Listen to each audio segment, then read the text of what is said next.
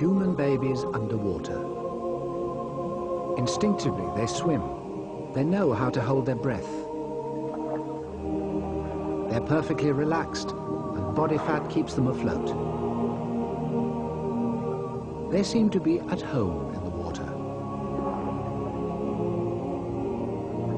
None of the great apes at this age can swim, float, and hold their breath. How can humans? Why can they? Where did this natural intimacy with water come from? The answer to that might also be the answer to another question. Where did humans come from?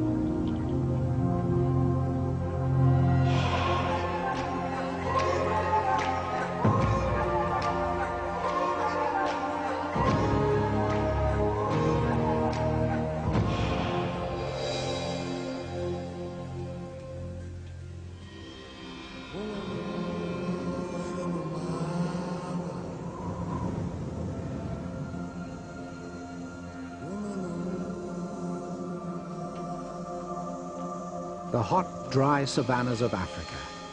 Water here is precious, and for most of the year, nothing but an illusion. The conventional wisdom is that this flat, dry place is where millions of years ago human evolution began.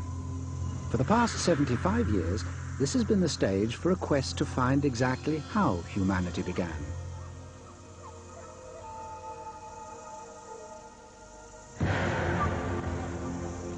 This search for our origins has been a long and bloody battle. Careers and reputations have been built and demolished with each new discovery, but each one redrawing the controversial path from ape to human.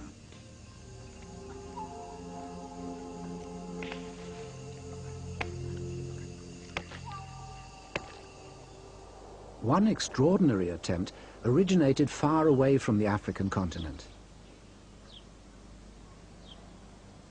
Here, in the valleys of South Wales, is the home of Elaine Morgan, successful writer and television dramatist, housewife and grandmother. More than 30 years ago, she began to doubt the traditional accounts of our origins. In the 1960s, almost all the anthropologists believed that the human race was descended from a branch of the apes that left the forests and went out and lived on the savannah. The more I thought about this, the more I felt they had to have it wrong. It didn't explain why, of all the animals on the savannah, we are the only ones who walked on two legs, we're the only ones that had naked skins, the only ones that had fat babies. It didn't explain why we went out there in the first place, and I thought there must be a better explanation than that. The terraced streets of an old Welsh mining village are an unlikely setting for a housewife to confront the scientific establishment. Elaine Morgan is a writer, not a scientist, but she felt strongly that something was missing from the orthodox explanations of our past. When you think of the dozens of different ways in which we differ from the other apes, the way we breathe, the way we look, our skin, the way we walk, these cannot all be accounted for by saying they crossed open spaces of grass between the trees. Most of these features have parallels among aquatic animals. I believe they passed through a period of living in a semi-aquatic environment, and this was what set us on the road to becoming fully human. What no one disputes is this. Humans are originally African and an indirect result of a literally earth-shattering event, the Great Rift. A split in the planet's crust that runs from the Middle East southwards almost to South Africa. It started 20 million years ago, when great volcanoes began to prise the continent apart. The volcanoes spewed ash into an ever-growing valley. As this valley widened, great lakes appeared. Then, about 5 million years ago, the continental upheaval slowed down and the African climate changed. It became drier, and volcanic ash fed growing plains, a process that has led to the savannas of today. The great forest shrank into an ever smaller area. Some species of apes clung to these shrinking habitats. But one had a different history. Between 15 and 20 million years ago, there existed an ape that was the ancestor of all today's African apes and humans. The human line split off. Only by understanding when this event happened will we be able to know how humans first evolved. In the 1960s, there was no shortage of explanations. Perhaps chimpanzee-like apes came down to explore the forest floor in search of new food, grew large brains, and then stood upright to free their hands for tools.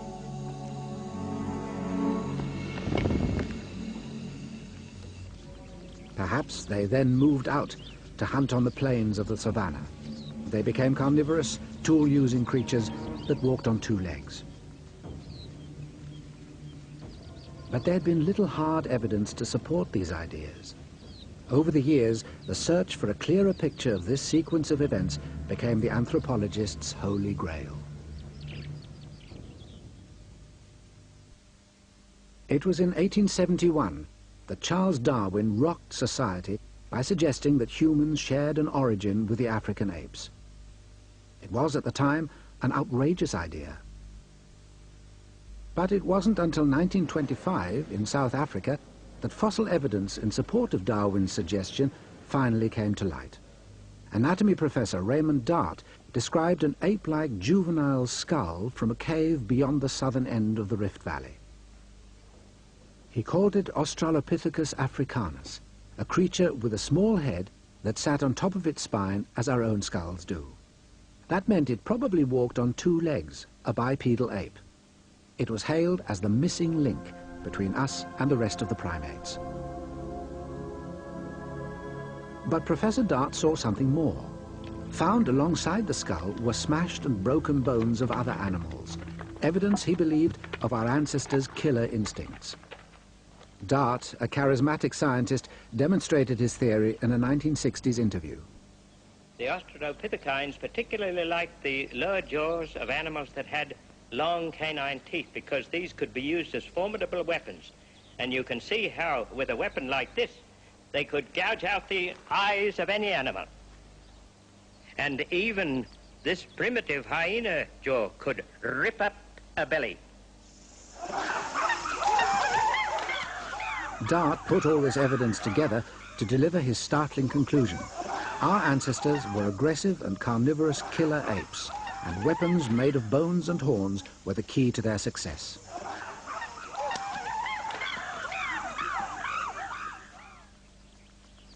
In the years that followed, many scientists then built on Dart's theory. They concluded that it must have been life on the open savanna that shaped our ancestors and caused them to take on the characteristics of modern humans. Big brains, long striding legs, naked skin.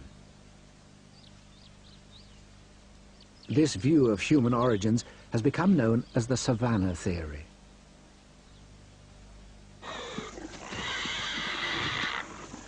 On the savanna, it was argued, these ancestors found a habitat with new challenges and new predators.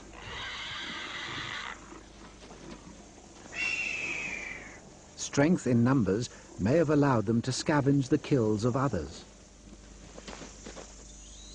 So a picture began to emerge of a creature with newfound weaponry and a growing intelligence, roaming the African plains in packs, upright with spears in hand. Dart's killer ape theory of our origins became the popular image of man the hunter. This savanna idea was so universally accepted, it became scientific currency for almost 40 years. But our ancestors weren't the only primates to have left the trees. So why, and this was the key question, why were they the only savanna mammal that habitually walked on two legs?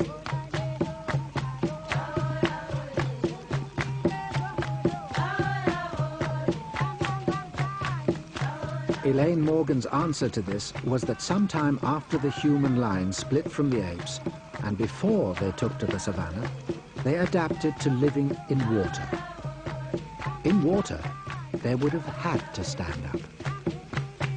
If a primate is going into water and the water is rising up to its chest, it cannot walk on four legs with its head down, or it would drown.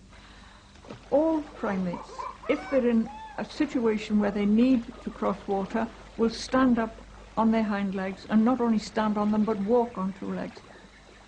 It was an extraordinary idea that upright walking evolved in water. Elaine Morgan, as an amateur scientist, was sticking her neck out, but freedom to express radical views was the order of the day. The late 60s were a time when many traditionally held beliefs were under attack, a time of rebellious people with rebellious ideas, including ideas about the mysteries of the past.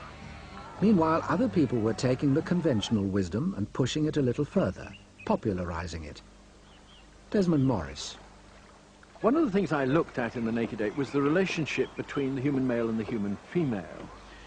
I'd argued that there was a division of labor, with males hunting and females gathering food. Some people looked upon this as a very pro-male approach, the mighty hunter theory, some people called it. Elaine Morgan called it that. She found the accepted accounts of human evolution intellectually weak and sexist. As a mother with young children, she instinctively understood the problems our ancestors may have faced, and she tried to imagine the life of a small two-legged female struggling to survive on the African savanna. If our ancestors had taken to walking on two legs, how did they cope with the burden of more than one child, especially if they were a naked ape? Elaine Morgan thought that a savanna full of hunting males was only half the picture, and in 1972 began to publicly challenge the popular image of man the hunter. I think up until now all the answers have been wrong and inadequate. Most of them have hinged around the theory that man was a carnivorous ape who came from the trees to the savannah, and the male became a mighty hunter and a killer and a weapon wielder, and the female became a parasite and a sexual object. And this is supposed to explain all the differences between ourselves and the other apes. It doesn't explain them, it's inadequate, it contains dozens of inconsistencies, it leaves dozens of questions unanswered. I believe it has only held for so long because it gives a great boost to the male ego. They like to think of themselves as this mighty hunter, this Tarzan figure, swinging through the jungle and spearing animals.